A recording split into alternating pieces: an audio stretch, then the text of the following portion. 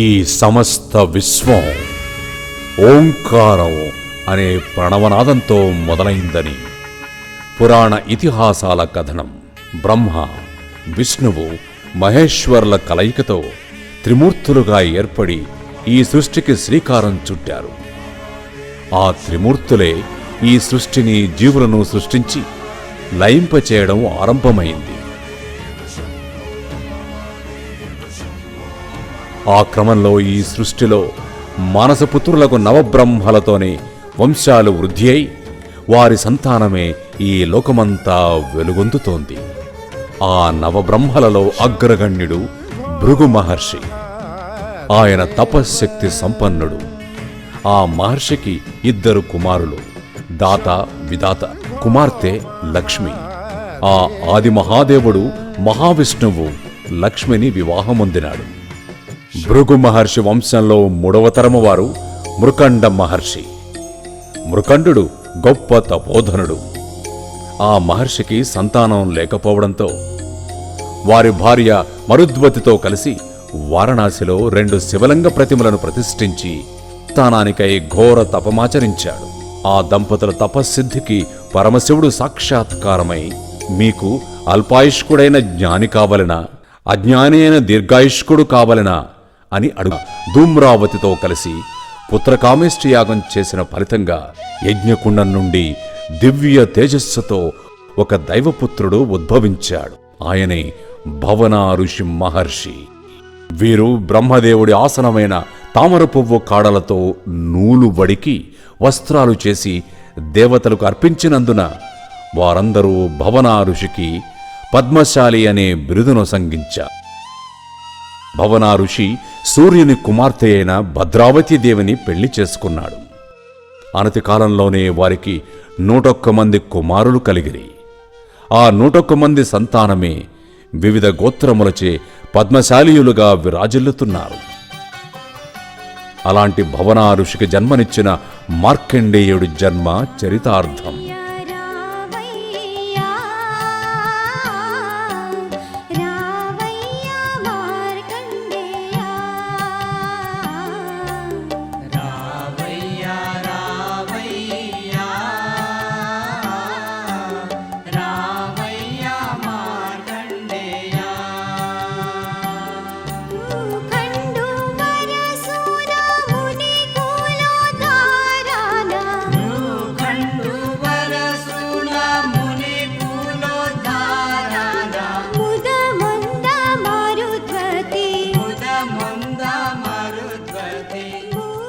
భూదాన్ పోచంపల్లి కేవలం ఒక గ్రామం కాదు, అది ఎన్నో అద్భుత సంఘటనలకు శ్రీకారం చుట్టింది.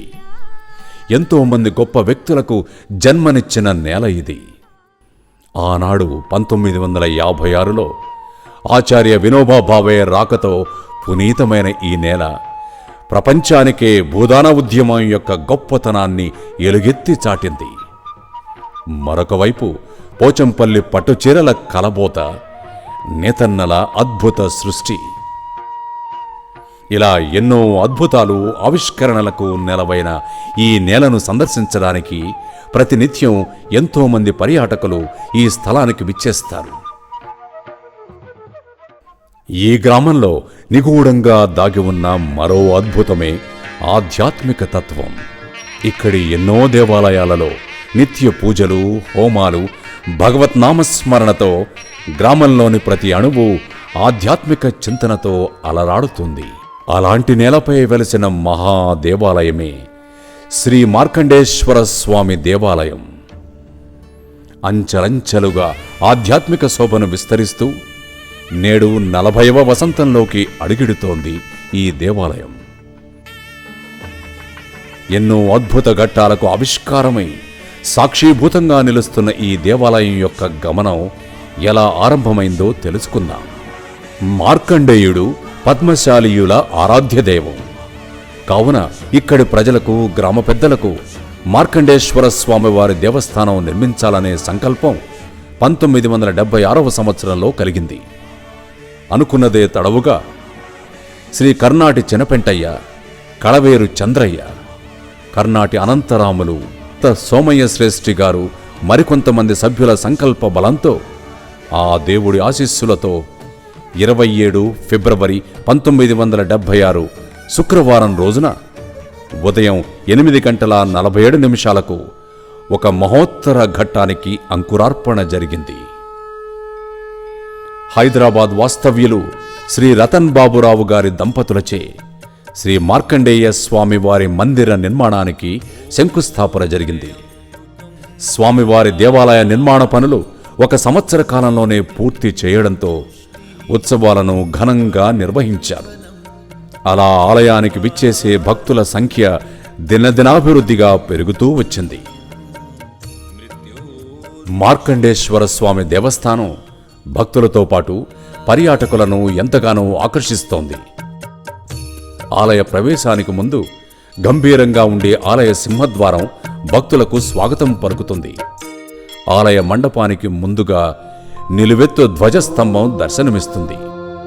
దానికి ముందు బలిపీఠం ఏర్పాటు చేశారు. మనిషి తనలో ఉన్న అరిషడ్వర్గాలను ఆ బలిపీఠం వద్ద వదిలేయాలని ఒక సూక్తి. ఆలయ మండపంలోకి ప్రవేశించగానే మొదటగా మనకు ఆదికూర్మము, స్వామివారి పాదములు దర్శనమిస్తాయి. అలా వాటిని దర్శించుకుని ముందుకు వెడితే శివలింగ సహిత శ్రీ మార్కండేశ్వర స్వామి నిలువెత్తు రూపం దర్శనమిస్తుంది. గర్భగుడి యందు ధవళవర్ణం మకర తోరణం మధ్యలో నల్లటి శరీరధారుడై తదేక భక్తి పారవస్యములతో స్ఫటిక వర్ణలింగమునందే దృష్టి కలిగి ధ్యానముద్రలో దర్శనమిస్తారు శ్రీ మార్కండేయ స్వామివారు. పంచముఖ నాగసర్పము శివలింగముపై పడగవిప్పి లింగమును చుట్టుకొని సంరక్షించుచున్నది. శివలింగానికి ఇరువైపులా వెలుగుతున్న దీపకాంతులు శివలింగంపై పడి ప్రకాశిస్తున్న తీరు అమర్నాథ్ మంచులింగ వర్ణమును తలపిస్తుంది. అదేవిధంగా స్వామివారి మూల విగ్రహానికి తోడుగా శ్రీమన్నారాయణుడికే వస్త్రాన్ని నేసి ఇచ్చిన శ్రీ భవనారుషి, భద్రావతి విగ్రహాలు కొలువై ఉన్నాయి.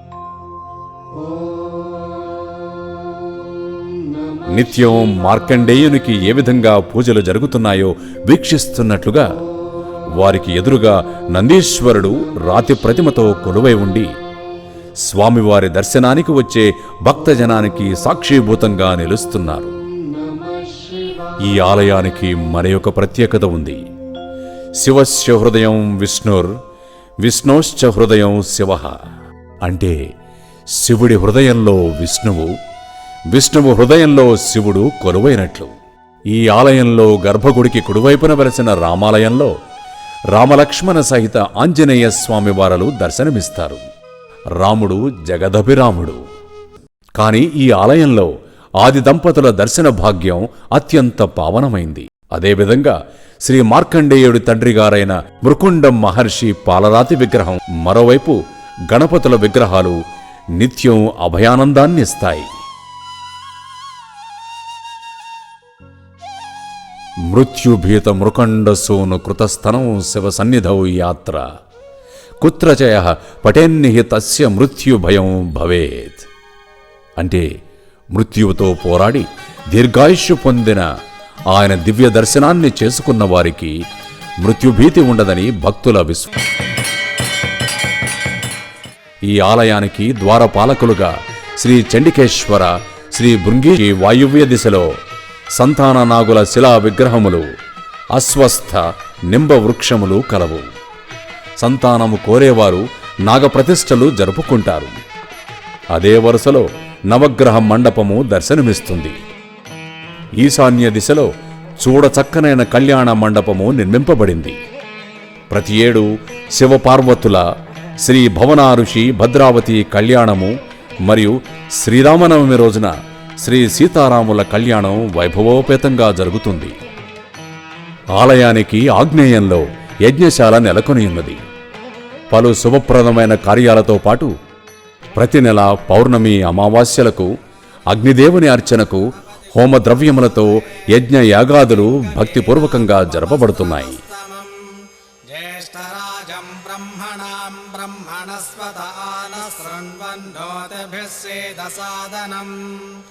ఓం మహాగణాధిపతయే నమః. ఆలయ మండపంలో మొత్తం 32 స్తంభములు కలిగి ఉన్నాయి. ఇలాంటి సువిశాల ప్రాంగణంలో ఆలయాన్ని సందర్శించిన భక్తులను ఆధ్యాత్మిక చింతనలోకి తీసుకెడుతుంది. ప్రపంచంలో ఉన్నటువంటి అన్ని భయాలలోకెల్లా మృత్యుభయమే అన్నిటికంటే ప్రధానమైనటువంటిది. అలాంటి ఈ మార్కండేశ్వర స్వామి దేవాలయంలో ఎవరైతే స్తోత్రాన్ని కానీ మార్కండేయుని పూజలు కానీ చేస్తారో వారికి మృత్యుభీతి అనేది ఉండదు. ఈ విధంగా ఈ దేవాలయంలో ప్రతినిత్యం కూడా ధూప దీప నైవేద్యాలు, అభిషేకాలు, అర్చనలు అన్నీ కూడా గొప్ప ఎత్తున భజనలు, ఆధ్యాత్మిక కార్యక్రమాలు, ధ్యానము, ఉపనిషత్తులు, వేదపారాయణాలు చక్కగా నిర్వహించబడతాయి. ఎంతోమంది భక్తుల సహాయ సహకారాలతో దినదినాభివృద్ధితో అచంచలమైన కీర్తి ప్రతిష్టలతో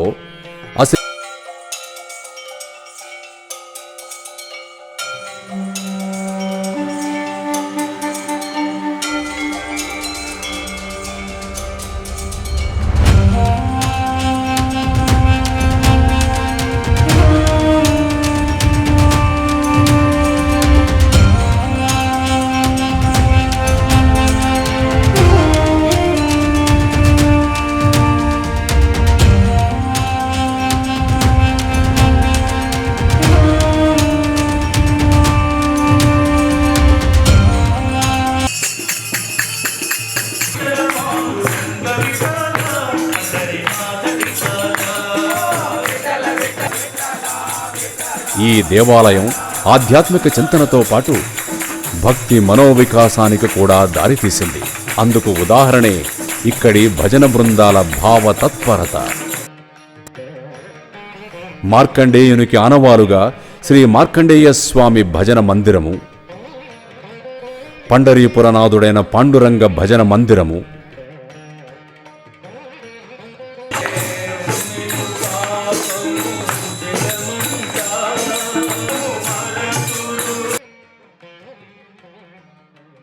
మరియు మహిళలచే నిర్వహిస్తున్న శ్రీ శంకర మహిళ భజన మందిరంతో దివ్యాంగ సుందరంగా భక్తి మనోహరంగా విరాజిల్లుతున్నాయి.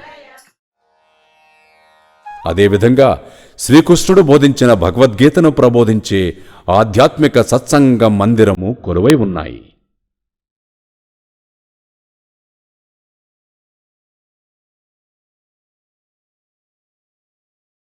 దూర ప్రాంతాల నుండి ఇక్కడికి విచ్చేసే భక్తుల కోసం ప్రత్యేక గదులు నిర్మించారు.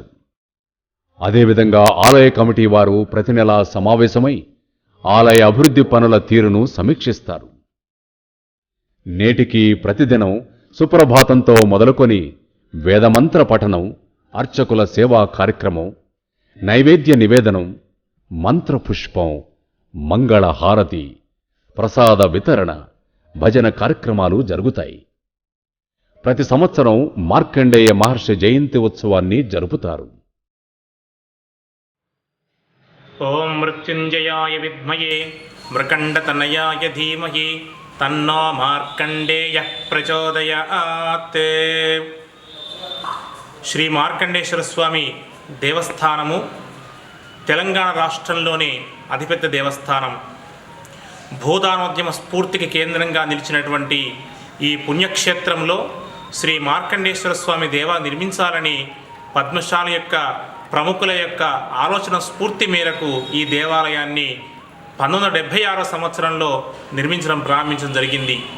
ఇప్పటికీ 40 సంవత్సరాలు పూర్తి చేసుకున్న సందర్భంగా ప్రతి ఏటా కూడా మాఘశుద్ధ చవితి నుండి మాఘశుద్ధ దశమి వరకు కూడా వార్షిక బ్రహ్మోత్సవాలను కన్నుల పండుగగా దేవాలయం నిర్మించుకోవడం జరుగుతుంది.